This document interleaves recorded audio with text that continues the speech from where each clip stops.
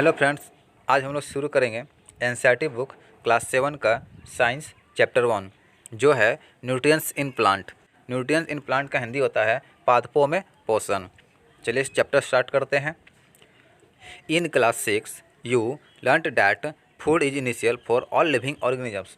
Class 6 में हम लोग पढ़ चुके हैं भोजन जो है सभी जीवों के लिए आवश्यक है। You also learnt that carbohydrates, proteins, fats, vitamin and minerals are components of food। हम लोग ये भी पढ़ चुके हैं carbohydrate, protein, fat, vitamin and minerals ये जो है ये भोजन के घटक हैं। कंपोनेंट्स में होता है घटक। These components of food are necessary for our body. ये जो घटक है हमारे शरीर के लिए आवश्यक है। And are called nutrients. इसे हम लोग क्या कहते हैं? न्यूट्रिएंट्स कहते हैं। न्यूट्रिएंट्स का हिंदी हो गया पोषक। All living organisms required food. सभी जीवों के लिए भोजन आवश्यक है। Plant can make their food themselves. पौधा जो है अपना भोजन खुद से बना सकता है। But animals including humans can not. लेकिन मनुष्य और प्राणी खुद से भोजन अपना नहीं बना सकते हैं। They get it from plants और एनिमल्स दैट ईट प्लांट्स। वे क्या करते हैं? प्लांट और प्लांट से प्राप्त भोजन को ग्रहण करते हैं। Thus humans and animals are directly or indirectly depend on plants। अतः मानव और प्राणी डायरेक्ट और इनडायरेक्ट रूप से प्लांट पर निर्भर हैं। Plant are only organisms that can prepare food for themselves by using water, carbon dioxide and minerals. Plant एक ऐसा जीव है जो अपना भोजन water, carbon dioxide and minerals की सहायता से बनाता है। The raw materials are present in their surroundings. Materials means पदार्थ। ये सभी पदार्थ उसके सराउंडिंग में उपलब्ध होते हैं। Nutrients enable living organism to build their bodies, to grow, to repair damage parts of their bodies and provide the energy to carry out life process. Nutrients जो है शरीरों की शारीरिक संरचना और वृद्धि तथा डैमेज पार्ट को और कामों को करने में ऊर्जा प्रदान करता है। Nutrients is the mode of taking food by an organism and its utilisation by the body. सजीवों द्वारा भोजन ग्रहण करने एवं इसके उपयोग की विधि को न्यूट्रिएंट्स कहते हैं। The mode of nutrients in which organism make food themselves from simple substance is called autotrophic. पोषण की वह विधि जिसमें जीव अपना भोजन स्वयं बनाता है उसे ऑटोट्रोफिक कहते हैं। ऑटोट्रोफिक का हिंदी होता है स्वपोषण। Therefore plants are called autotrophs. अतः ऐसे प्लांट को क्या कहते हैं? स्वपोषी कहते हैं। Animals and most other organism take in ready made food prepared by the plants, they are called heterotrophs. जंतु एवं अधिकतर अन्य जीव प्लांट्स द्वारा बनाए गए भोजन ग्रहण करते हैं जिसे हम हेक्टोट्रोफ्स कहते हैं। हेक्टोट्रोफ्स का हिंदी होता है विषम पोषी।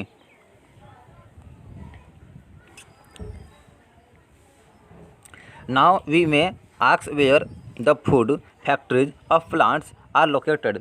अब हम पूछ सकते हैं कि पादप की खाद्य फैक्ट्रियाँ कहाँ स्थित है।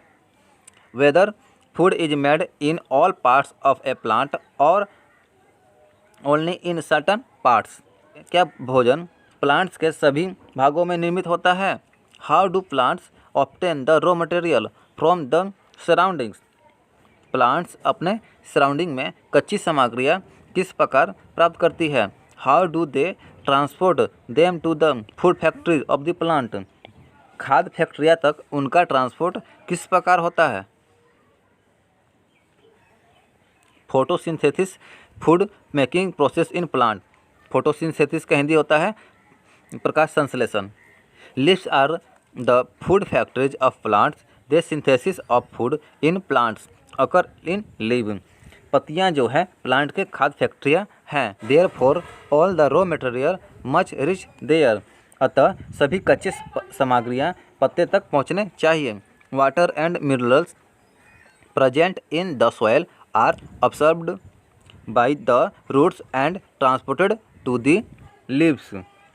सॉइल के माध्यम से जल एवं खनिज जड़ द्वारा अवशोषित किए जाते हैं तथा तने के माध्यम से पत्तियों तक पहुंचाए जाते हैं। Carbon dioxide from air is taken in the tiny pores present on the surface of the lips. पत्ती की सतह पर उपस्थित सूक्ष्म पोर्स मतलब छेद द्वारा, सूक्ष्म छेद द्वारा कार्बन डाइऑक्साइड प्रवेश करती है। These pores are surrounded by guard cells. ऐसे छिद्र गार्ड सेल्स द्वारा घिरे होते हैं।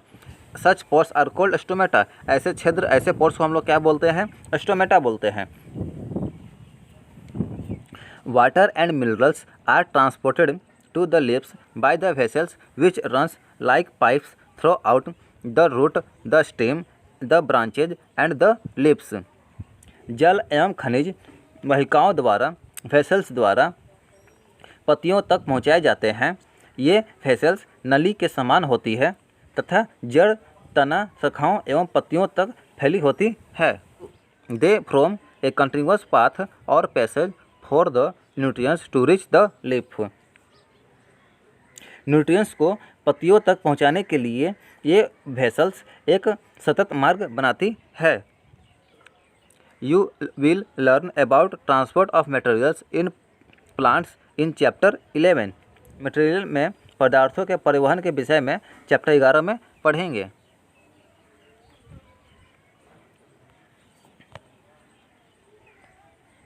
The leave have a green pigment called chlorophyll.